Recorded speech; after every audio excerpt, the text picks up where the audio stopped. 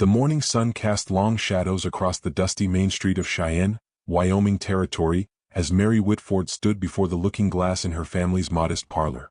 Her trembling fingers struggled with the pearl buttons of her best Sunday dress, a pale blue cotton that had seen better days, but was the finest she owned. Today was supposed to be her engagement day, though the word tasted bitter as ash in her mouth. "Mary, stop your doling." Her mother's sharp voice cut through the stillness. "Mr. Harwick will be here within the hour, and you're not even properly dressed." Mary's stomach churned at the mention of Cornelius Harwick, the portly merchant who'd been eyeing her since she'd turned 18 2 years prior, with his graying whiskers and cold eyes that reminded her of a snake sizing up its prey. He was old enough to be her father, perhaps older. But he had something her family desperately needed: money. The Whitford ranch had fallen on hard times. 3 years of drought had decimated their cattle, and the bank was breathing down her father's neck like a hungry wolf. When Harwick had approached with his proposal, Mary's hand in exchange for clearing their debts and providing a generous sum. Besides, her parents had accepted without consulting her. "It's for the good of the family," her father had said, not meeting her eyes. "You'll learn to care for him in time." But Mary knew better. She'd heard the whispers in town about Harwick's first wife, who died under mysterious circumstances, and the young housemaid who'd fled his employee with bruises darkening her arms. The thought of his thick fingers touching her made her skin crawl as she fastened the last button. Mary caught sight of movement through the window. A lone rider was approaching, his silhouette dark against the morning sky. Even from a distance, she could tell he sat his horse with the easy grace of someone born to the saddle. The stranger dismounted outside Ferguson's general store, and Mary found herself studying him with curious eyes. He was tall and lean, with broad shoulders that spoke of hard work rather than leisure. His face was bronzed by the sun, angular and clean-shaven, save for a day's worth of stubble. Dark hair peeked out from beneath his wide-brimmed hat. And when he turned toward the street, she caught a glimpse of eyes the color of prairie sky after a storm. There was something in the way he moved, confident but not cocky, alert but not anxious, that held her attention. "That's Thomas Garrison," her younger sister Emma whispered, joining her at the window. "He owns the Triple G Ranch about 15 miles north. They say he's got near 200 head of cattle and the finest horses in the territory." "They say a lot of things," Mary murmured, but she couldn't tear her gaze away as the man, Thomas, spoke with old Mr. Ferguson on the store's front steps. "They also say he's not interested in taking a wife," Emma continued, her voice dropping to a conspiratorial whisper. "Alma Henderson practically threw herself at him last Christmas and he politely declined. Lives alone out there with just a few ranch hands." Before Mary could respond, the sound of approaching wheels made both sisters turn. A fancy black carriage out of place on Cheyenne's rough streets rolled into view. Cornelius Harwick had arrived. Mary's hands clenched into fists, her nails digging crescents into her palms. This was it. In less than an hour she'd be promised to a man who made her flesh crawl, bound by her family's desperation and society's expectations. The engagement ceremony was to be held in the Whitford's parlor, with Reverend Morrison presiding, and half the town in attendance. Harwick had insisted on making it a public affair. As guests began arriving, Mary felt like a calf being led to slaughter. She stood rigid beside the fireplace, Harwick's meaty hand possessively gripping her elbow. "Smile, my dear," he murmured, his breath hot against her ear and reeking of tobacco. "You're about to become a very fortunate young woman." Mary's parents beamed with relief, already counting the money that would save their ranch. The townspeople murmured their congratulations, though Mary caught the pitying look some of the women cast her way. They knew, just as she did, what kind of man Cornelius Harwick was. Reverend Morrison cleared his throat, ready to begin the blessing that would seal her fate. "Dearly beloved, we are gathered here today to witness the engagement of," "Pardon the interruption, Reverend." The deep voice came from the doorway and every head in the room turned. Thomas Garrison stood there, hat in hand, his presence commanding despite his quiet tone. Up close, Mary could see the fine lines around his eyes that spoke of hours squinting into the sun and the calluses on his hands that marked him as a man who worked his own land. "Mr. Garrison," Harwick's voice was tight with annoyance. "This is a private ceremony." "My apologies," Thomas said, though he didn't sound sorry at all. His gaze found Mary's and something passed between them. A recognition perhaps of one trapped soul to another. "I came to town for supplies and heard about the engagement. Thought I'd pay my respects." He stepped further into the room, his spurs jingling softly against the wooden floor. "Miss Whitford, I don't believe we've been properly introduced." "Thomas Garrison." He extended his hand and after a moment's hesitation, Mary took it. His grip was firm but gentle, his palm rough with honest work. "Mr. Garrison," she whispered, her voice barely audible. "I hope you'll forgive my boldness, ma'am. But you look about as happy as a rabbit in a snare."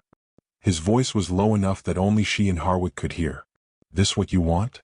Mary's eyes widened. No one had asked her that, not her parents, not Harwick, not even the Reverend. The question hung in the air like a challenge. "Of course she wants this," Harwick interjected, his grip on Mary's elbow tightening painfully. "Don't you, my dear?" Mary opened her mouth, but no words came. She looked around the room at her parents' anxious faces, at Harwick's threatening glare, at the townspeople waiting expectantly. Then she looked at Thomas Garrison, this stranger who'd asked the question no one else had bothered to ask. As she began, her voice stronger now. No, I don't want this." The room erupted in gasps and exclamations. Harwick's face turned purple with rage, and her mother let out a wail of despair. "You ungrateful girl," her father shouted. "Do you know what you're doing? You're condemning this family to ruin. Now hold on." Thomas raised his voice above the din. "Seems to me if the lady doesn't want to marry, she shouldn't have to." He turned to face the room, his stance relaxed but ready. "Where I come from, we don't force folks into arrangements they don't caught into. And what business is it of yours?" Harwick snarled, releasing Mary's arm to step toward Thomas. Despite the merchant's bulk, Thomas didn't back down. "I'm making it my business," Thomas said simply. Then turning to Mary he asked, "You got somewhere else to go, Miss Whitford?" Mary shook her head, tears threatening to spill. If she refused Harwick, her family would disown her. She'd have nothing. No one. Thomas seemed to come to a decision. "Well then, I've got a proposition of my own." He addressed the room but kept his eyes on Mary. "I've got a ranch that needs tending and a house that could use a woman's touch. I'm offering Miss Whitford a position as my wife. She'll have her freedom, her own space, and the respect she deserves." "I'm making it my business," Thomas said simply. Then turning to Mary he asked, "You got somewhere else to go, Miss Whitford?" Mary shook her head, tears threatening to spill. If she refused Harwick, her family would disown her. She'd have nothing. No one. Thomas seemed to come to a decision. "Well then, I've got a proposition of my own." He addressed the room but kept his eyes on Mary. "I've got a ranch that needs tending and a house that could use a woman's touch. I'm offering Miss Whitford a position as my wife. She'll have her freedom, her own space, and the respect she deserves. No forcing, no threatening, just an honest arrangement between two people who could help each other out." "This is absurd." "I'm dead serious," Thomas replied. "The choice is yours. Miss Whitford, stay here and marry him or come with me. Either way, it's your decision to make." Mary looked around the room one last time at her parents' shocked faces, at Harwick's rage, at the townspeople's scandalized expressions. Then she lifted her chin and stepped away from Harwick toward Thomas Garrison. "I'll go with you," she said clearly. The room exploded again, but Mary didn't care. She'd made her choice. As Thomas offered her his arm and led her toward the door, she heard her mother crying and her father cursing her name. Harwick was shouting threats, promising retribution, but all Mary could focus on was the steady presence of the man beside her and the first breath of free air she'd taken in weeks. She didn't know what the future held, but anything was better than the cage she'd just escaped. The wedding took place 3 days later in the small wooden chapel at the edge of town. There were no flowers adorning the pews, no ribbon bows, no festive decorations of any kind. The only witnesses were Thomas's foreman, Jake Sullivan, a weather-beaten man in his 50s who'd known Thomas since he was a boy, and Mrs. Clara Patterson, the minister's wife, who'd taken pity on Mary and offered to stand as her witness. Mary wore the same blue dress from the failed engagement ceremony. She owned nothing else suitable, and there had been no time or money for a proper wedding dress. Thomas had cleaned up considerably, his dark suit well-fitted if plain, his boots polished to a shine.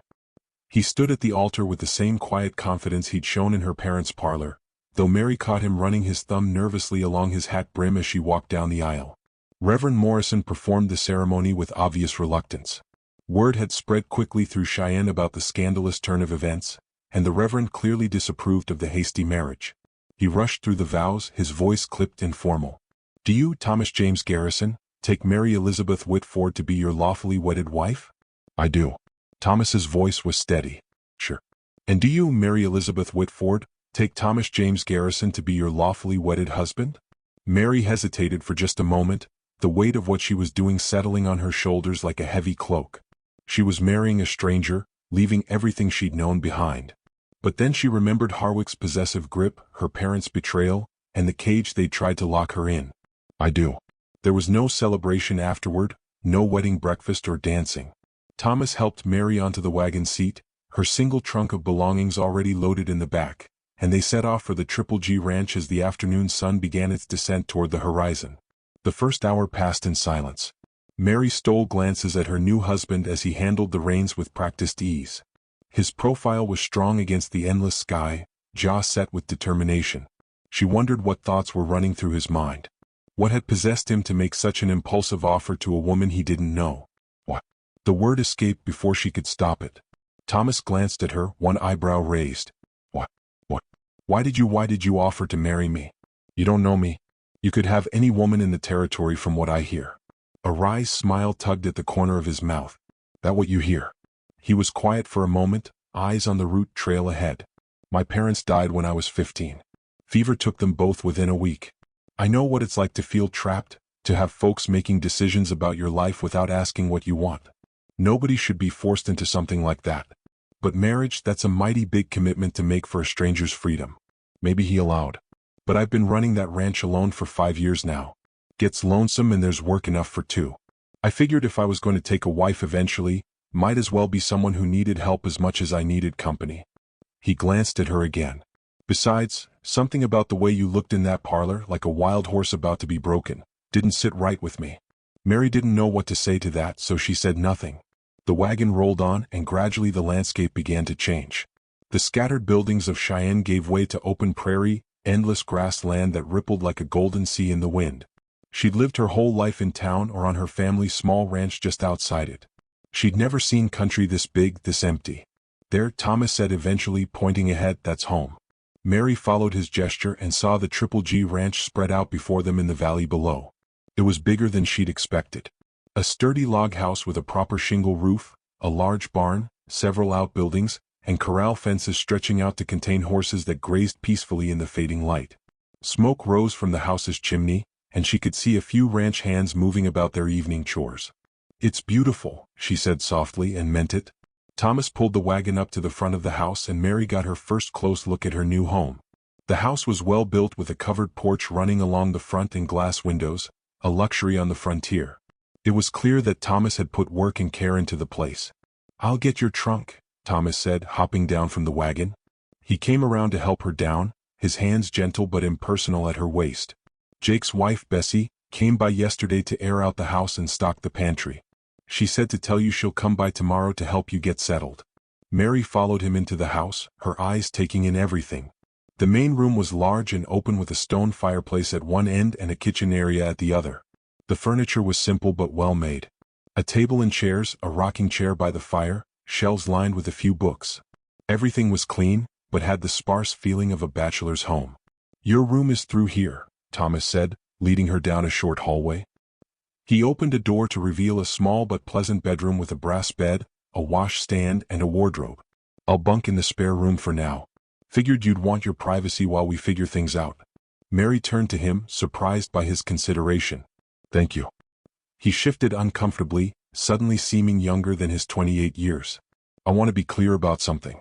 Mary, I offered you marriage to give you a way out, not to trap you in a different kind of cage. You're my wife in the eyes of the law and God, but I won't. That is, I don't expect. He cleared his throat. You'll be safe here. That's all I'm saying. The relief that flooded through her was so intense it made her knees weak. I appreciate that, Thomas. Truly. Well then, he set her trunk at the foot of the bed. You must be hungry.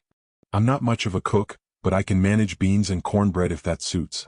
They ate their first meal as husband and wife in awkward silence. The clink of spoons against bowls the only sound. Mary noticed how Thomas kept his eyes on his food, giving her space to adjust to her surroundings. After supper, he showed her around the kitchen, pointing out where things were kept. I'm usually up before dawn, he explained. Coffee is the first priority. The hands eat breakfast in the bunkhouse, but I generally take my meals here. You don't have to cook for me if you don't want to. Like I said, I've been managing fine on my own. I can cook, Mary said quietly. My mother taught me well, whatever else her faults. The mention of her mother brought a pang of sadness. Despite everything, it hurt to be cast off by her family. Thomas seemed to sense her mood. They might come around given time. No. Mary shook her head. You don't know my father. His pride won't allow it. I'm dead to them now. She tried to keep the bitterness from her voice but didn't quite succeed. Well, Thomas said after a moment, their loss is my gain. I reckon that night Mary lay in the unfamiliar bed, listening to the unfamiliar sounds of her new home. The house creaked and settled, and outside she could hear the distant lowing of cattle and the nearer nickering of horses. Somewhere in the house she could hear Thomas moving about, the quiet tread of his boots on the wooden floors. She thought about the strangeness of it all.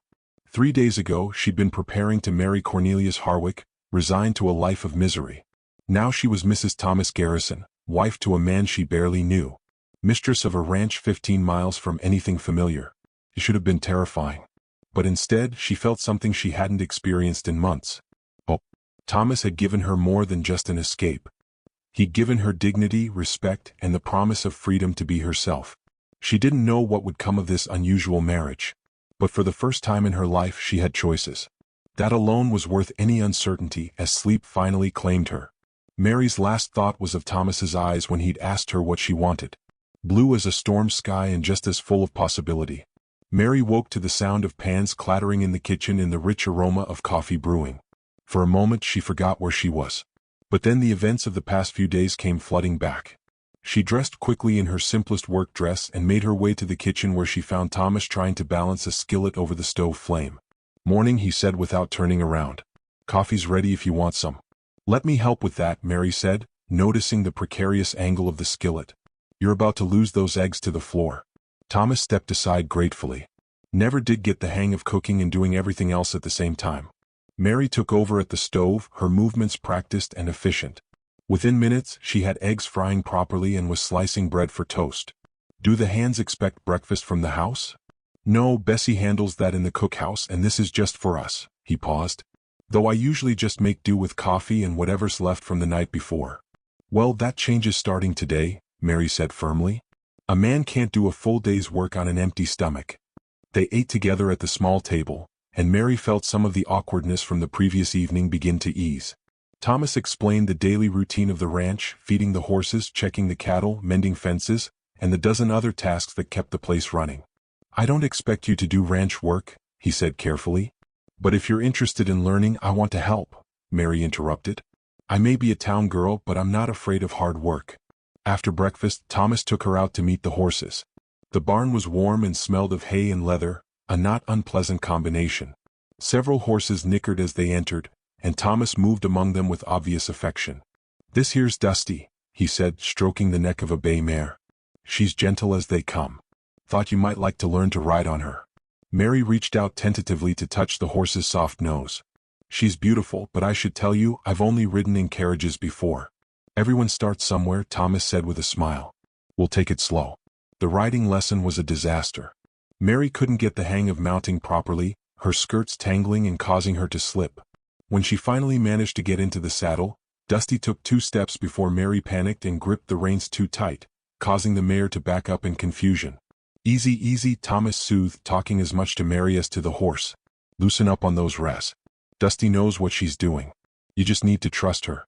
By the end of an hour, Mary was sore, dusty, and thoroughly frustrated. She'd managed to walk Dusty around the corral exactly 3 times before declaring defeat.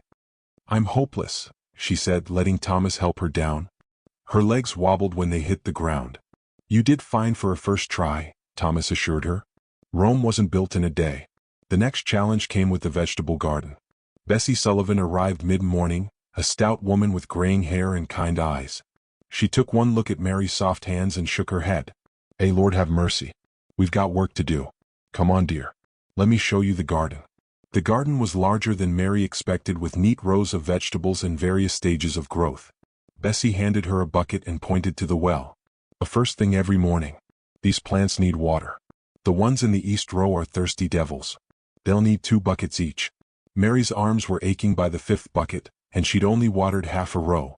The pump handle was stiff, requiring her whole body weight to work it, and the full buckets were heavier than anything she'd carried before. "My mother had a girl who did this," Mary panted, setting down another bucket to rest her burning arms. "Well, you don't have a girl now," Bessie said not unkindly. "Out here we do for ourselves, but don't worry, you'll build up the strength quick enough." The afternoon brought a new catastrophe.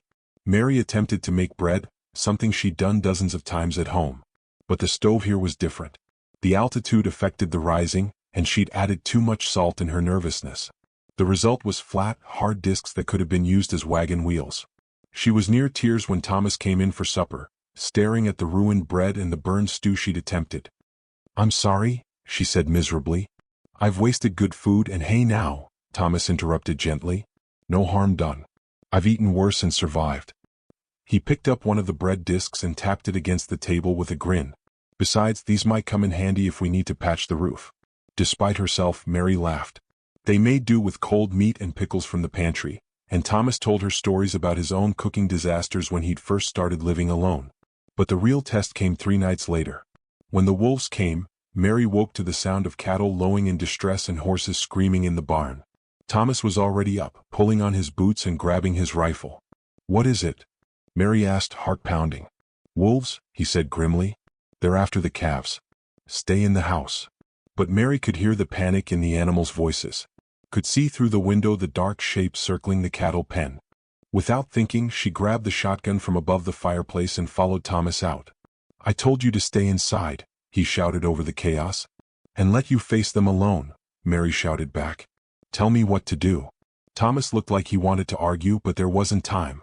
"Fire into the air first. Sometimes the noise is enough to scare them off. If they don't run, aim for the ones getting close to the fence." Mary's hands shook as she raised the heavy gun, but she forced herself to breathe steady. The first shot nearly knocked her backward, but the sound was satisfying. One wolf yelped and retreated. She loaded and fired again, this time better prepared for the recoil. Between them, Thomas with his rifle and Mary with the shotgun. They managed to drive the pack back into the darkness. When it was over, Mary's ears were ringing and her shoulder ached. But all the cattle were safe. "You did good," Thomas said quietly, taking the shotgun from her trembling hands. "Real good." "I was terrified," Mary admitted. "So was I," Thomas said, surprising her. "But you didn't let that stop you. That's what counts." Word of the wolf attack spread to town as news always did on the frontier. The next time Mary accompanied Thomas to Cheyenne for supplies, she noticed the looks she got were different. There was still gossip. She was sure, but now it was mixed with something that might have been respect. At the general store, Mrs. Ferguson actually spoke to her. "Heard you helped drive off a wolf pack, Mrs. Garrison." Not many town-bred girls would have done that. But not all the attention was positive. As they loaded supplies, Mary caught sight of her sister Emma across the street. Their eyes met for a moment before Emma deliberately turned away, following their mother into the dressmaker's shop. "You all right?" Thomas asked, noticing her stricken expression. "My family," Mary said simply. "They won't even acknowledge me." Thomas was quiet as they drove home. Finally he said, "You know, when my folks died, I had aunts and uncles who wanted to take over the ranch. Said I was too young to run it. When I refused, they cut me off completely. Haven't spoken to them since." "Do you regret it?" "Sometimes," he admitted. "Family's family after all. But I'd rather be alone and free than surrounded by folks who don't respect my choices." That evening, as Mary struggled with yet another cooking attempt, this time managing edible, if slightly scorched, biscuits, she thought about Thomas's words. The work was hard. Her body ached in places she didn't know could ache, and she missed the familiarity of town life. But she was free. Free to make mistakes. Free to learn, free to be herself without anyone forcing her into a role she didn't want. "These are good," Thomas said, spreading butter on a biscuit. "Getting better every day." Mary smiled, feeling a warmth that had nothing to do with the stove. "Give me a month and I'll be making biscuits that'll make you forget Bessie's." "I'll hold you to that," Thomas said with a grin as she cleared the dishes. Mary realized that somewhere between the burned bread and the wolf attack, this strange house had begun to feel less like a refuge and more like a home. She was still learning, still struggling with the demands of ranch life. But she was adapting, and in Thomas she'd found not just a protector, but a partner who treated her with patience and respect. The girl who'd stood in her parents' parlor in a blue dress, trapped and helpless, seemed like a stranger now. This new Mary, with calluses forming on her hands and dust in her hair, might not be the lady her mother had tried to raise, but she was stronger, and that Mary decided was worth any amount of burned biscuits and sore muscles. The first sign of trouble came on a clear Tuesday morning.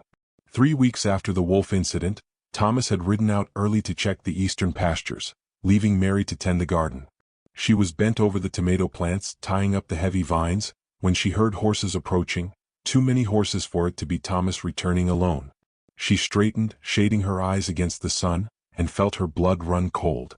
4 men sat their horses at the garden gate, and she recognized the one in front immediately. Rex Morrison, one of Cornelius Harwick's hired hands. She'd seen him often enough in town, always trailing after his employer like a trained dog. "Morning, Mrs. Garrison," Morrison said, tipping his hat with mock courtesy. His smile was all teeth and no warmth. "Or should I say Miss Whitford, seeing as your marriage ain't exactly what most folks would call regular." Mary's hand instinctively moved toward the house where the shotgun rested above the fireplace, but she forced herself to stand still. "What do you want, Mr. Morrison?" "Just delivering a message from Mr. Harwick. He wanted me to tell you he's a patient man, but his patience has limits. This little game you're playing, pretending to be a rancher's wife, it needs to end." "There's no game," Mary said, lifting her chin. "I am Thomas Garrison's legal wife, and this is my home. Now I'll ask you to leave." Morrison laughed. "An ugly sound. Legal? That's a funny word, isn't it? See, Mr. Harwick's been talking to some lawyer friends in Denver. They say a marriage made under unusual circumstances might not hold up if someone were to challenge it." The other men shifted in their saddles, and Mary noticed how their hands rested casually near their gun belts. Her mouth went dry, but she kept her voice steady. "Is that a threat?" "It's just information," Morrison said. "Mr. Harwick also wanted me to mention that accidents happen on ranches all the time. Cattle get sick, fences get cut, buildings catch fire, dangerous place the frontier." Before Mary could respond, the sound of galloping hooves made them all turn. Thomas was riding hard toward them, and he wasn't alone. Jake Sullivan and 2 other ranch hands flanked him. Mary had never been so relieved to see anyone in her life. Thomas pulled up his horse between Mary and the intruders, his face dark with anger. "Morrison, you're on my land uninvited. That's trespassing. Just having a friendly chat with your wife, Garrison. No law against being neighborly. Get off my property now, and if I see you or any of Harwick's men near my wife or my ranch again, friendly won't be the word for what happens next." Morrison's smile faded. "You're making a mistake, Garrison. Mr. Harwick is an important man with important friends, and I'm a man who protects what's his," Thomas said quietly. "Tell Harwick if he has something to say. He can say it to me directly. Now get." The men wheeled their horses around and left, but Morrison called over his shoulder, "This ain't over." Thomas dismounted and came to Mary, his hands gentle on her shoulders. "You all right? They didn't hurt you?" "I'm fine," Mary said, though her voice shook slightly. "They were just trying to scare me." "Well, they succeeded in making me mad as hell," Thomas muttered. He looked at Jake. "From now on, I want someone staying close to the house when I'm out, and we're going to start checking the fences twice as often." But Harwick's threats weren't empty. 2 days later, they woke to find the garden trampled, the vegetables Mary had worked so hard to tend destroyed by horses' hooves. A week after that, a section of fence on the north pasture was cut, allowing 20 head of cattle to wander onto neighboring land. It took Thomas and his men a full day to round them up. The worst came when they lost the bull. Magnus, Thomas called him, a massive Hereford that was the pride of the ranch and crucial to their breeding program. They found him dead in the far pasture. And while Thomas tried to shield Mary from the details, she heard him telling Jake it was no natural death. "Poison," Jake spat. "Sure as I'm standing here, no disease works that fast or that precise." Mary felt the weight of guilt settling on her shoulders like a lead blanket. That evening, as Thomas sat at the table, going over the ledgers and calculating their losses, she couldn't stay silent any longer. "This is my fault," she said quietly. If you hadn't married me, none of this would be happening." Thomas looked up sharply. "Don't say that." "But it's true. Harwick is doing this because of me. Your ranch is suffering because of me." She took a shaky breath. "Maybe I should go. Maybe if I left." "No." Thomas's voice was firm. "Absolutely not. But the ranch can survive this. What it can't survive is me turning into the kind of man who throws out his wife when things get tough." He pushed back from the table and came to where she stood by the window. "Mary, look at me." She met his eyes reluctantly, expecting to see anger or resentment. Instead, she saw determination and something else, something warmer that made her heart skip. "When I stood up in your parents' parlor, I knew what I was doing. I knew Harwick wouldn't take it well. But I did it anyway because it was right. And I do it again." His hand touched her arm gently. "You don't run from bullies, Mary. You stand your ground. Even when it costs you everything, it won't cost me everything. Harwick's trying to break us by hurting the ranch, but he doesn't understand something important." A small smile tugged at his lips. "I've been through worse. Lost my family. Nearly lost the ranch to drought 2 years ago. I'm still here. And now I've got something I didn't have then. What's that? A partner who faces down wolves and stands up to hired thugs without flinching. That's worth more than any bull. Mary felt tears prick her eyes. I don't deserve none of that. Thomas interrupted. We're in this together now. For better or worse, remember, though I admit we're seeing a fair bit of the worst part early on. Despite everything, Mary laughed. It was a watery sound, but genuine. My mother always said I had a talent for making things difficult. A good thing I like a challenge then. Over the next days the harassment continued, but the ranch pulled together. The hands, who had initially been skeptical of their boss's sudden marriage, rallied around Mary when they saw how she refused to be cowed. Bessie Sullivan arrived one morning with a basket of preserves and a fighting gleam in her eye. That Harwick thinks he can starve you out by ruining your garden. She said, well, I've got enough put by to share, and so does every other decent woman in the valley. We take care of our own. Even some of the townspeople began to turn. When Thomas and Mary went to town for supplies, they were met with less gossip and more genuine concern. Old Mr. Ferguson slipped extra ammunition into their order and refused payment. For the coyotes, he said with a meaningful look. But Mary knew they couldn't go on like this forever. Every cut fence, every poisoned animal, every destroyed crop was bleeding the ranch dry. She could see the strain in Thomas's eyes, the way he studied the ledgers late into the night. One evening, as they sat by the fire after another day of repairing damage, Mary made a decision. I want to learn to shoot properly, she announced. Not just scattershot from a shotgun. Real marksmanship. Thomas looked up from the harness he was mending. What brought this on?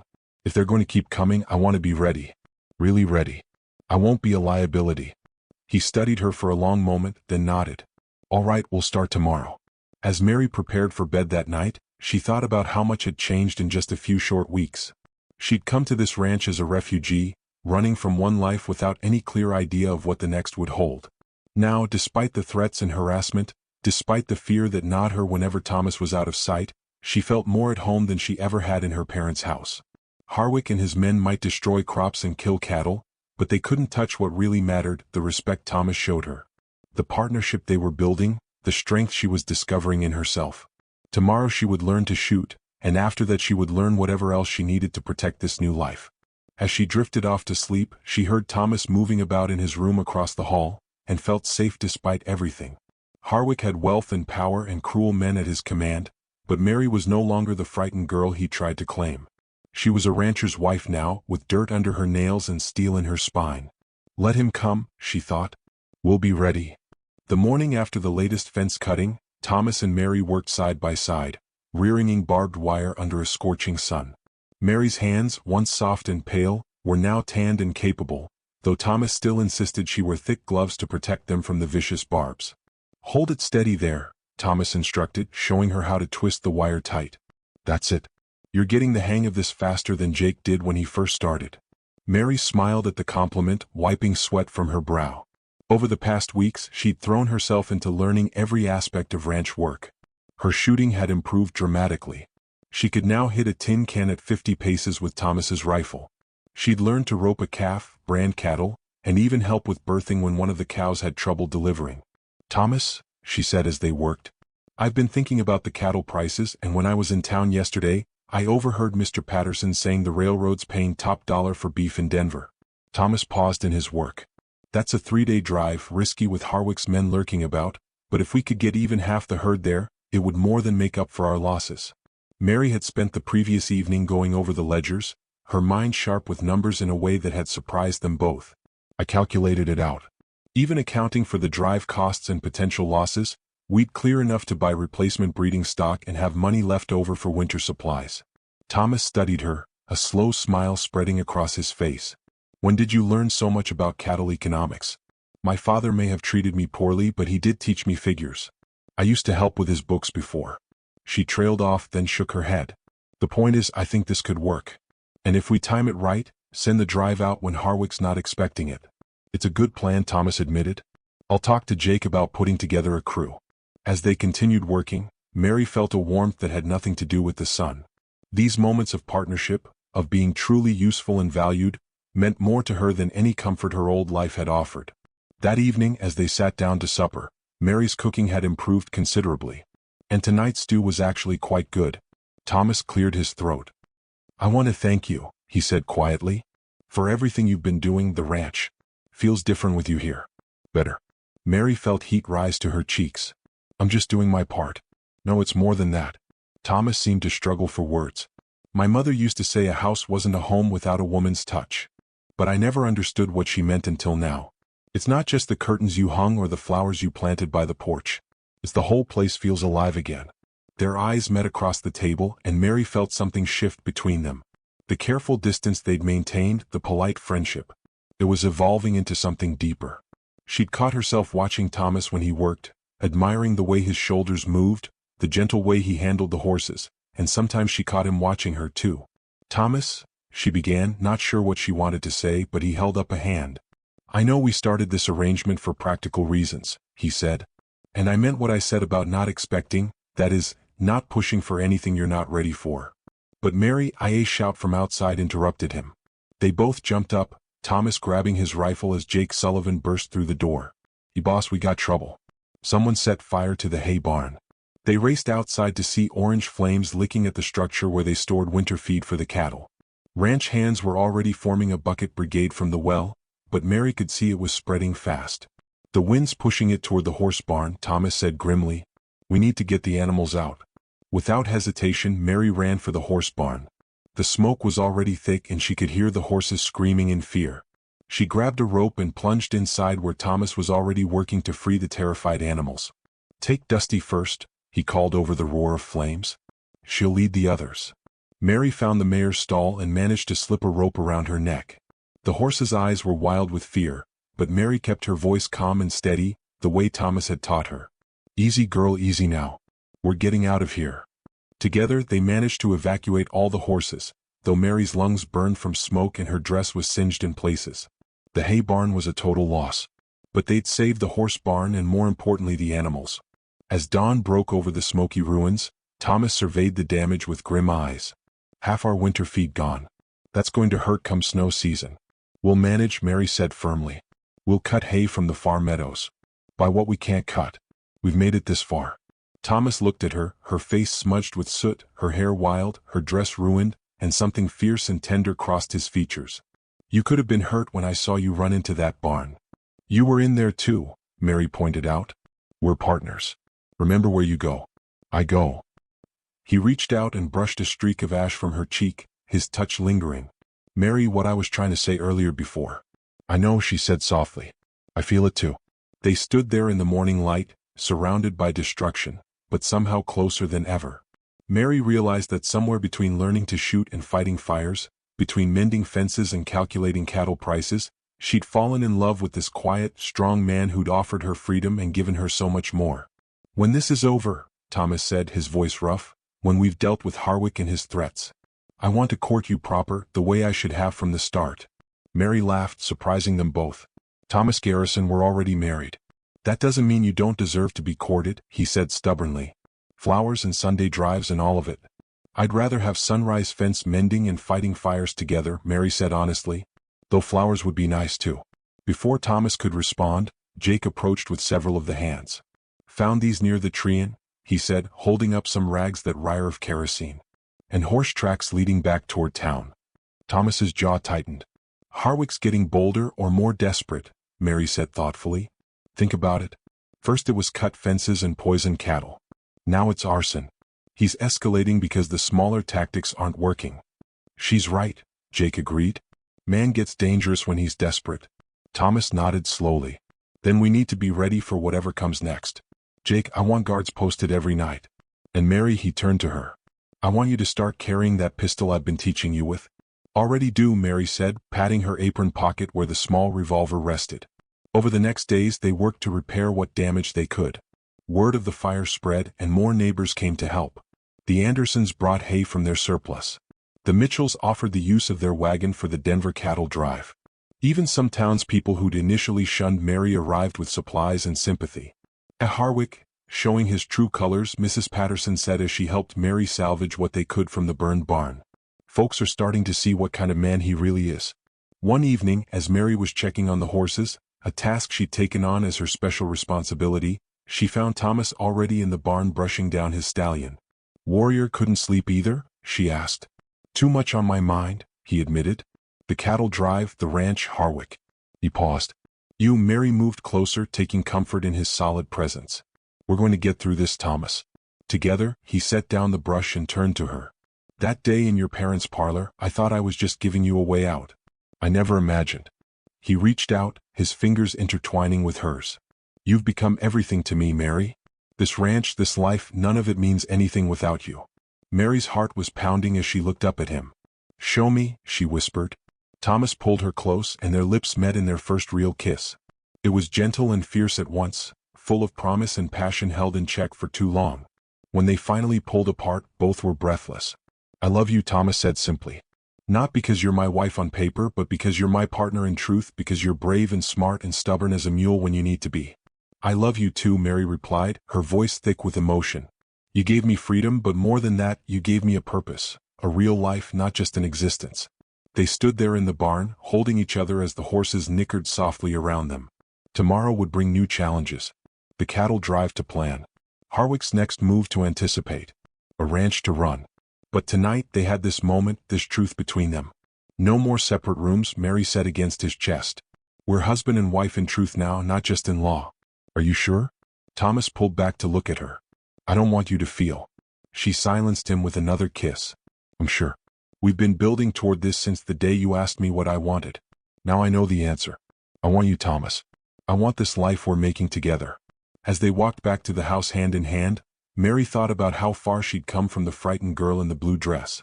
That girl never could have imagined this. Working cattle, fighting fires, standing up to threats, and falling in love with a man who saw her as an equal. But this was who she was meant to be. And despite all the hardships, she wouldn't trade it for anything. The war with Harwick wasn't over, but Mary no longer faced it with fear. She had Thomas. She had the ranch. And she had the strength she'd discovered within herself. Whatever came next, they would face it together. The day Thomas left for Denver with the cattle drive dawned clear and cold. Mary stood on the porch, watching as he and 5 of their best hands prepared to move out with 60 head of prime beef. It was a calculated risk, taking more than half their remaining healthy cattle on a 3-day journey while Harwick's threats still loomed. You sure you'll be all right? Thomas asked for the 10th time, his hands resting on Mary's shoulders. Jake and Ben will be here, and the Sullivans are just a mile away if you need anything. We'll be fine, Mary assured him, though her stomach churned with worry. You just focus on getting those cattle to market safely. Thomas kissed her goodbye, a lingering touch that still sent sparks through her even after 2 weeks of sharing his bed as a true wife. I'll be back in a week. Keep that pistol close. Always do, she said, patting her apron pocket. She watched until the dust from the herd faded in the distance, then turned back to the house. With Thomas gone, she was effectively in charge of the Triple G, a responsibility that would have terrified her 2 months ago. Now she simply rolled up her sleeves and got to work. The first 2 days passed peacefully. Mary maintained the daily routines, feeding the horses, checking the remaining cattle, working in what was left of the garden. Jake Sullivan and Ben Carter, the hands who'd stayed behind, took turns keeping watch, but there was no sign of trouble. On the 3rd morning, Mary was in the kitchen kneading bread when she heard horses approaching. Too many horses. Her blood ran cold as she recognized the voice calling out. Mrs. Garrison, or should I say the widow Garrison soon enough? Come on out. We need to have a conversation. Cornelius Harwick himself, not just his hired men. Mary dried her hands deliberately, checked her pistol, and walked out onto the porch. Harwick sat his horse like a king on a throne, surrounded by 8 armed men. Rex Morrison was among them, his hand resting casually on his gun. Mr. Harwick, Mary said coolly, you're trespassing. Now, no need for hostility, Harwick said, though his smile was pure predator. I've come to make you one last offer. You see, I know your husband's gone to Denver with most of your cattle. Leaves you rather vulnerable. I'm listening, Mary said, though every instinct screamed danger. It's simple. You come with me now. We'll get that sham marriage annulled, and you marry me as was originally intended. In return, I'll call off my men. Let your precious Thomas keep his ranch. Harwick leaned forward in his saddle. Refuse and well. Accidents happen. Your husband might not make it back from Denver. Bandits on the road.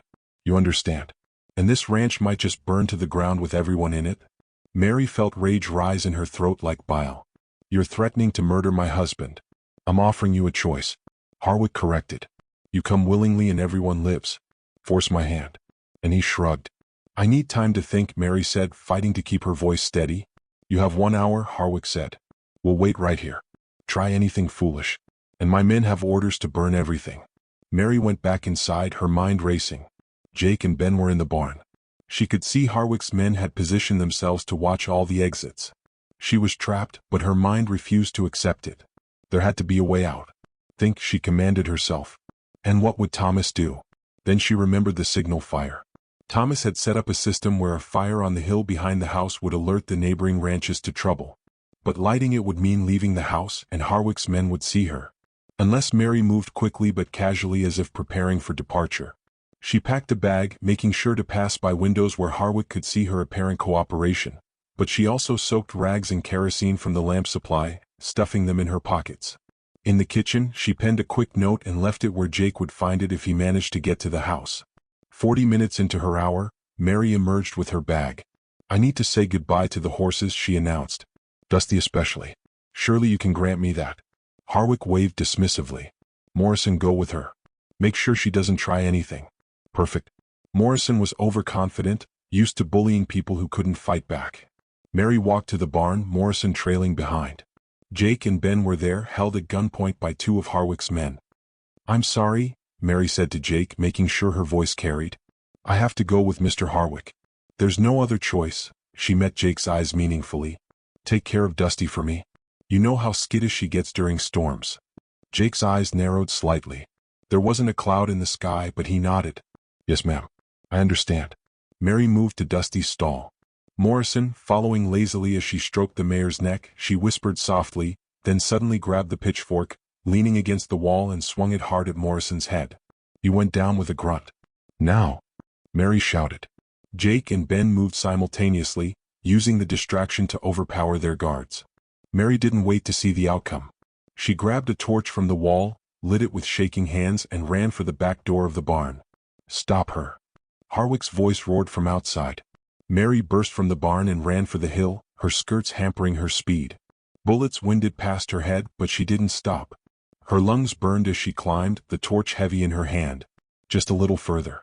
She reached the prepared pile of wood and dry grass, touched the torch to it, and watched flames leap skyward. The signal fire would be visible for miles. Every ranch in the valley would see it and know the Triple G was in trouble. You stupid girl. Harwick was off his horse now, climbing after her, his face purple with rage.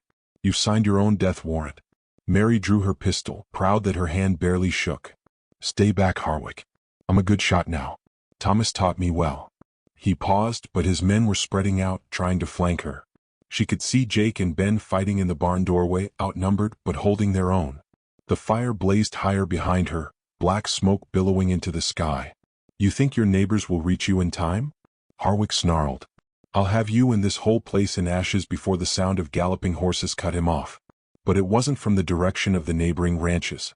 It was from the east, from the Denver road. Thomas crested the hill like an avenging angel, rifle already in hand. And he wasn't alone. Behind him rode not just their hands, but what looked like a dozen men, all armed. Garrison. Harwick stumbled backward. You're supposed to be in Denver. Thomas's voice was deadly calm as he dismounted. Funny thing about having a smart wife, Harwick. She figured you'd make your move once I left. So, I only went as far as the Johnson Ranch. Gathered some friends and waited. Knew you couldn't resist coming here yourself. Mary's knees nearly buckled with relief, but she kept her pistol trained on Harwick. Thomas moved to stand beside her, solid and reassuring. It's over, Harwick, Thomas continued. Sheriff's on his way. Saw our signal fire and is riding out with a posy. You're done terrorizing folks around here. Harwick's men, seeing themselves outnumbered and outgunned, began throwing down their weapons. But Harwick himself seemed to snap, his face contorting with rage. You ruined everything, he screamed at Mary. You were supposed to be mine. I paid for you. He reached for his gun and time seemed to slow. Mary saw his hand move, saw the gleam of metal clearing leather. Her own hand moved without conscious thought. The hours of practice with Thomas paying off. She fired once, the shot clean and true, catching Harwick in the shoulder and spinning him to the ground. Nobody paid for me, Mary said quietly in the sudden silence. I'm not property. Never was. The sheriff arrived 20 minutes later, taking Harwick and his men into custody. Harwick would live, though his shoulder would never be quite right. The other ranchers who'd come to help slapped Thomas on the back and tipped their hats to Mary. That was some quick thinking with the signal fire. "Ma'am," old Mr. Anderson said admiringly. "And that shooting? Well, you've proved you belong out here for sure." As the crowd dispersed and peace returned to the Triple G, Thomas pulled Mary into his arms. "When I saw that fire, my heart nearly stopped." "Jake's note said you were handling things, but you knew I could," Mary interrupted. "That's why you trusted me enough to set the trap." "I did," Thomas agreed.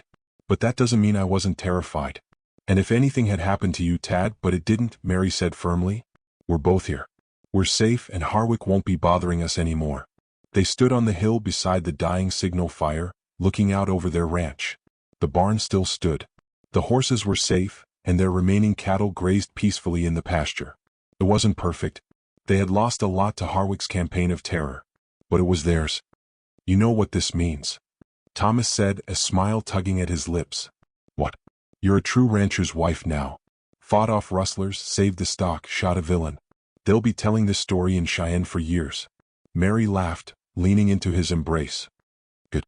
Maybe it'll discourage the next fool who thinks he can force a woman into marriage." "I love you, Mary Garrison," Thomas said, kissing the top of her head. "My brave, clever, incredible wife." "I love you too," Mary replied. Partner, as they walked back to the house, hand in hand. Mary marveled at the journey that had brought her here. From a terrified girl in a blue dress to a woman who could face down threats and protect what was hers. It had been a transformation she never could have imagined. But then she'd had the best teacher in Thomas, who'd seen her strength before she'd known it existed. The Triple G had weathered its trial by fire, and they had emerged stronger for it. Whatever challenges came next, Mary knew they would face them as they had this one together. The news of Mary Garrison's stand against Cornelius Harwick spread through the Wyoming territory like wildfire. Within a week, the story had grown in the telling. Some versions had Mary fighting off 20 men single-handed. Others claimed she'd shot the gun clean out of Harwick's hand. But regardless of the embellishments, the core truth remained. A young woman had defended her home and her freedom against a powerful man who tried to own her. The first Sunday after the confrontation, Thomas and Mary attended church in Cheyenne for the first time since their hasty wedding.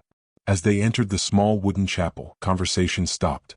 Mary braced herself for judgment, but instead Mrs. Patterson rushed forward to embrace her. "You brave girl," the older woman said warmly. "You've shown us all what courage looks like." Other women followed suit, welcoming Mary into their circle with genuine admiration. Even those who had initially gossiped about her scandalous marriage now treated her with respect. She was no longer the Whitford girl who'd caused a scene. She was Mrs. Garrison, the woman who'd protected her ranch and stood up to a bully.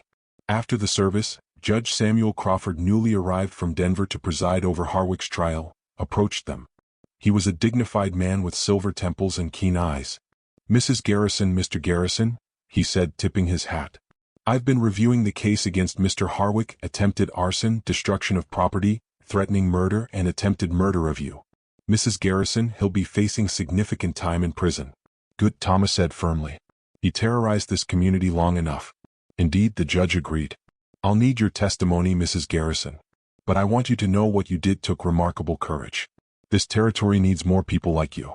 As they walked through town afterward, Mary noticed the change in how people looked at her. Young women smiled admiringly, men tipped their hats respectfully, and shopkeepers greeted her warmly. At the general store, Mr. and Ferguson insisted on giving them a discount for ridding the town of that menace. But the biggest surprise came as they were loading their wagon. A familiar figure stood hesitantly near the mercantile, wringing her hands. Emma, Mary's younger sister. "Mary." Emma's voice was uncertain. Could I speak with you?" Mary's first instinct was to turn away as her family had turned from her. But Thomas touched her arm gently. "I'll check on the horses," he said, giving her space. Emma approached slowly as if afraid Mary might bolt. "I heard what happened. What you did. How you fought them off and saved the ranch. Did Mother and Father send you?" Mary asked coolly. "No," Emma admitted. "They don't know I'm here, but Mary, I had to tell you I'm proud of you and I'm sorry. Sorry we didn't stand by you when you needed us." Mary felt her throat tighten. "They were ready to sell me to Harwick like cattle." "I know," Emma said miserably. "Father's still stubborn. Says you've disgraced the family name, but Mother, she cries sometimes. I think she knows they were wrong. And yet she stays silent." Emma nodded sadly. "You know how she is. But Mary, the whole town's talking about you, about how brave you are. How you and Mr. Garrison are building something wonderful at the Triple G. Some of the younger girls.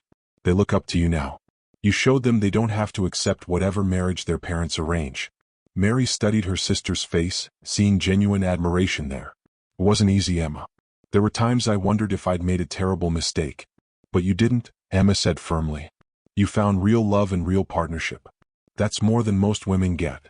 She paused, then added quietly. Father's been trying to arrange a match for me with Mr. Hartley's son. He's nice enough. But you don't love him, Mary finished. Emma shook her head. After seeing you with Mr. Garrison, seeing what real partnership looks like. I want that, not just a comfortable arrangement. Mary took her sister's hands. Then don't settle, Emma. You're stronger than you think. They embraced, and Mary felt a piece of her heart heal. She might have lost her parents, but perhaps she hadn't lost everything from her old life. That evening, Mary shared the encounter with Thomas as they sat on their porch, watching the sunset paint the mountains gold. Maybe they'll come around eventually, Thomas said thoughtfully. Pride's a hard thing to swallow, but time has a way of softening folks. Maybe, Mary agreed. But I won't hold my breath. I've got my own family now. She placed her hand over Thomas's.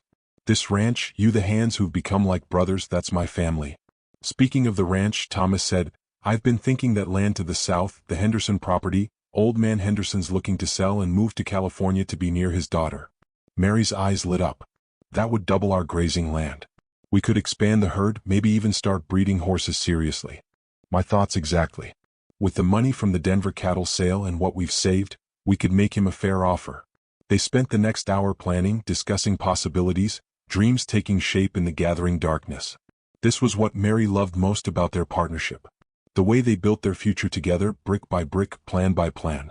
2 weeks later, Harwick's trial drew crowds from across the county. Mary testified clearly and calmly, detailing the harassment, the threats, the attack on the ranch. When Harwick's lawyer tried to suggest she'd led his client on, that she'd broken a legitimate engagement, Mary's response was sharp and clear.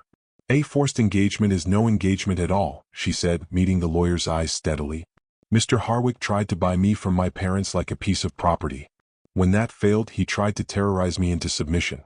He learned that I am no man's property. The jury, 12 men who'd all heard stories of Harwick's bullying over the years, deliberated for less than an hour.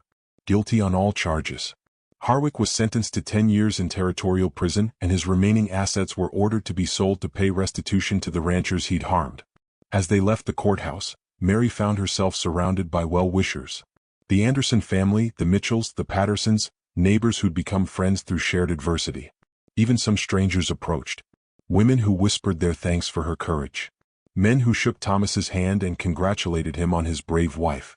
You've become something of a legend, Mrs. Garrison, Sheriff Wilson said with a grin. Already heard 3 different versions of the story on my ride in from Laram. That evening, the town held an impromptu celebration at the hotel. Musicians played, people danced, and for the first time since their wedding, Thomas and Mary danced together publicly as husband and wife.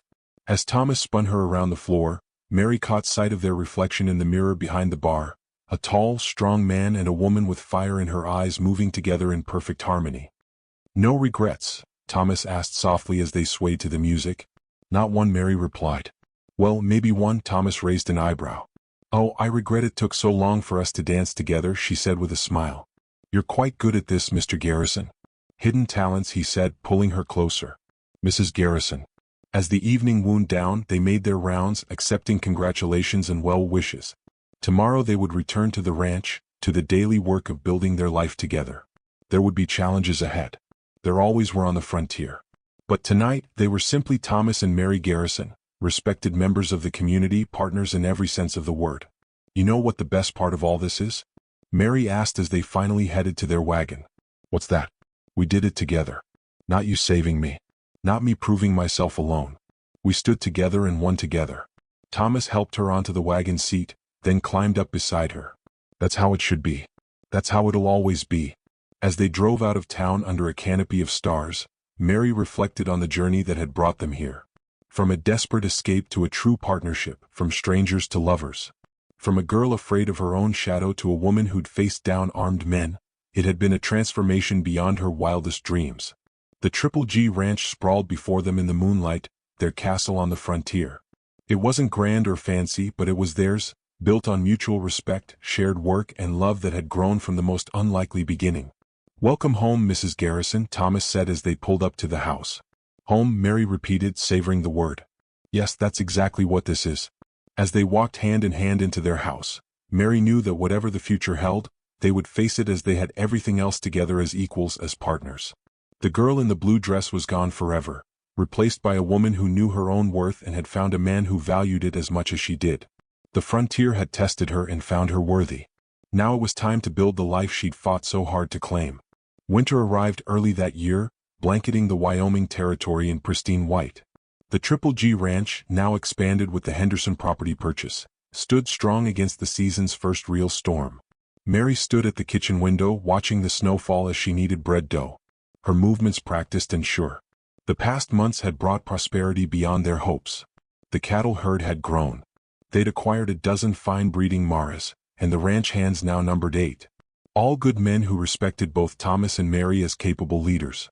The house itself had been improved with a larger kitchen, an additional bedroom, and proper glass windows throughout. Mary's hand drifted unconsciously to her belly, still flat, but holding a secret she'd discovered only that morning. She smiled, imagining Thomas's face when she told him. They'd never spoken directly about children, but she'd caught him watching the Anderson youngsters with soft eyes when the family visited. The sound of horses brought her attention back to the present. Thomas and Jake were returning from checking the cattle in the north pasture, their forms dark against the white landscape. Even from a distance, she could see Thomas's easy grace in the saddle, the way he moved as one with his horse. As they reached the barn, Mary put the bread in the oven and pulled on her heavy coat. The cold hit her immediately, but she'd grown accustomed to Wyoming winters. She found Thomas in the barn brushing down Warrior while Jake tended to his own mount. "How's the herd?" she asked. "All accounted for," Thomas replied, glancing up with a smile that still made her heart skip. "That shelter we built in the draw is working perfectly. They're staying warm and have plenty of feed." "Mrs. Garrison," Jake tipped his hat. "I'll go check on the boys in the bunkhouse. Make sure they've got enough firewood." After Jake left, Thomas pulled Mary into his arms. "You're glowing today," he observed. "Even prettier than usual, if that's possible." "Thomas," Mary began, then paused. This moment felt too important for the barn. "Come inside. I have something to tell you." His brow furrowed with concern. "Is everything all right?" "Everything's perfect," she assured him. "Just come." In the warm kitchen, with the smell of baking bread filling the air, Mary took both of hands in hers. "Do you remember what you said when we bought the Henderson place about building something that would last beyond us?" "Of course," Thomas said, still looking puzzled. Well, Mary took a deep breath. "We're going to need that extra bedroom sooner than we thought. Come summer, there'll be 3 of us on the Triple G." She watched, understanding dawn on his face, followed by joy so pure it took her breath away. Thomas lifted her off her feet, spinning her around the kitchen before setting her down gently as if she were made of spun glass. "A baby?" he whispered. "We're having a baby." "We're having a baby," Mary confirmed, laughing at his expression. "I saw Doc Morrison yesterday when I went to town for supplies." He confirmed it. Thomas dropped to his knees, pressing his ear against her still flat stomach. "Hello in there," he said softly. "This is your papa. You've got the bravest, strongest mama in the whole territory, little one." Mary ran her fingers through his hair, tears of happiness sliding down her cheeks. "Get up, you foolish man, before you catch cold from the floor." He rose, pulling her close. "I love you, Mary Garrison. You've given me everything. A true partner, a real home, and now a family." "We gave each other those things," Mary corrected. "That's what partners do." They were interrupted by a knock at the door. Thomas opened it to find young Tommy Mitchell, the 12-year-old son of their nearest neighbors, covered in snow and breathing hard. "Mr. Garrison, Ma sent me to fetch you and Mrs. Garrison." "It's Emma. Miss Emma Whitford. She showed up at our place half frozen, saying she ran away from home. She's asking for Mrs. Garrison something fierce." Mary's heart clenched. She grabbed her coat and was out the door before Thomas could protest. The ride to the Mitchell ranch seemed endless, though it was only 3 miles. They found Emma huddled by the Mitchell fireplace, wrapped in blankets, her face tear-stained and desperate. Mary." Emma struggled to her feet when she saw her sister. "I'm sorry. I didn't know where else to go." "We hush." Mary gathered her sister into her arms. "Tell me what happened." The story came out in fits and starts. Their father had arranged Emma's marriage to a man twice her age, a business associate from Denver. When Emma refused, he'd locked her in her room, planning to send her to the man anyway. Their mother had helped her escape in the night. Mother? Mary asked, shocked. Mother helped you? Emma nodded. She said she couldn't watch them do to me what they tried to do to you. She gave me money, told me to run to you. Said you'd know what to do. Of course you'll stay with us, Mary said immediately. Thomas? Absolutely, Thomas agreed without hesitation. The Triple G has room for family. Mrs. Mitchell, a kindly woman who'd befriended Mary over the past months, offered them tea and food. As Emma ate ravenously, she shared more details. Father's been drinking more since Harwick went to prison. His business suffered. Turns out Harwick was his biggest creditor. He's desperate, talking about selling the ranch, moving back east. When Mr. Garrett offered money for my hand, she shuddered. You're safe now, Mary promised. No one's forcing you into anything ever again. They brought Emma back to the Triple G that night. Mary settled her into the spare room, soon to be the nursery, but that could wait, and sat with her until she fell asleep. Later, as Mary and Thomas prepared for bed, he asked, Will your father come looking for her? Probably, Mary admitted. But she's 18, old enough to make her own choices, and this time she's got us to stand with her. Your mother? Thomas said thoughtfully. That took courage, helping Emma escape. More courage than she showed with me, Mary said, trying not to feel bitter. But I'm glad she finally found it. The next morning brought exactly what they'd expected. William Whitford arriving with 2 hired men demanding his daughter's return. But this time, Mary met him at the door with Thomas beside her and Jake and several hands visible in the background. Oh, Father, Mary said coolly. I heard you've fallen on hard times. His face was haggard, aged beyond his years. The proud man who tried to sell her to Harwick looked diminished, desperate. This is none of your concern. I've come for Emma. Emma's 18 and here of her own free will, Thomas said firmly. You've got no claim on her. She's my daughter. So was I, Mary said quietly. But that didn't stop you from trying to sell me to the highest bidder. Emma stays here if she wants to. Emma appeared in the doorway, chin raised despite her obvious fear. I'm staying, Father. I won't be sold off to save your business. Are you ungrateful? William started forward but stopped when several rifle barrels shifted in his direction. I'd think carefully about your next move, Mr. Whitford, Thomas said calmly. Your daughter's made her choice. Respect it and leave, or we'll have the sheriff sort this out. For a moment, Mary thought her father might actually challenge them. Then his shoulders slumped. You've poisoned her against me, he said to Mary. Both of you ungrateful girls. You're no daughters of mine. We haven't been your daughters since you tried to auction us off. Mary replied, but I'll tell you this. Mother's welcome here if she ever finds the courage to leave you. William's face purpled, but he turned his horse and rode away, his hired men following. Emma sagged against the doorframe and Mary caught her. It's over, Mary soothed. You're free now. Over the following days, Emma began to bloom at the ranch. She threw herself into learning everything Mary could teach her, from cooking to writing to keeping the account books. The hands treated her with careful respect, especially after Thomas made it clear she was under his protection. One evening, as the 3 of them sat by the fire, Thomas reading Mary sewing tiny clothes and Emma practicing her embroidery. Emma asked quietly, How do you do it? How do you forget the hurt of being cast off? Mary considered her answer carefully. You don't forget, she said finally, but you build something better. You surround yourself with people who value you for who you are, not what you can bring them. And eventually the hurt fades next to the joy. Mary's right, Thomas added, looking up from his book. Family isn't just blood. It's the people who stand by you when times get hard. Emma smiled, the first real smile Mary had seen from her since she'd arrived. Then I'm grateful for my new family. As winter deepened, life at the Triple G settled into a comfortable rhythm. Emma proved to be a quick learner and a hard worker, taking over many of Mary's duties as pregnancy made certain tasks difficult. The ranch prospered, the community respected them, and love filled their home. One snowy evening, as Mary stood at the window watching the sunset paint the white landscape pink and gold, Thomas came up behind her, wrapping his arms around her expanding waist. No regrets? He asked as he had once before. Not one, Mary replied, leaning back against him. You gave me freedom, Thomas, but more than that. You gave me the courage to use it. You already had the courage, he said, pressing a kiss to her hair. I just gave you the chance to show it. Outside, snow continued to fall, blanketing their ranch in peaceful white. Inside, the fire crackled warmly. Emma hummed as she prepared dinner, and new life grew beneath Mary's heart. The girl in the blue dress who'd stood terrified in her parents' parlor was gone. transformed into a woman of strength, courage, and purpose. The Triple G Ranch stood as testament to what two people could build together when they treated each other as equals, as partners, as beloved companions on the frontier. And as Mary placed her hand over Thomas's on her belly, feeling their child move for the first time, she knew their story was far from over. It was, in fact, just beginning.